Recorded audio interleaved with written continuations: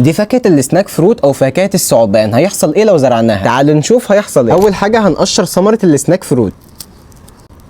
بعد ما قشرناها بقت بالمنظر ده. بعد كده هنبدا نشيل الجزء اللي بيتاكل وناخد البذره. بعد ما خلصنا دي شكل بذرة السناك فروت. هناخدها عشان نزرعها. هنجيب كوباية مية دافية درجة حرارتها من 40 ل 50 وناخد البذرة ونحطها في الكوباية. بعد كده هنسيبها 6 ساعات ونرجع لها. بعد ما عدى 6 ساعات هناخد البذرة ونحطها في المنديل ونلف المنديل عليها كويس. وبقت معانا بالشكل ده. هنبدأ نديها رشة مية. بعد ما اديناها رشه ميه هنجيب كيسه وناخد المنديل ونحطه في الكيسه وهنربط الكيسه كويس.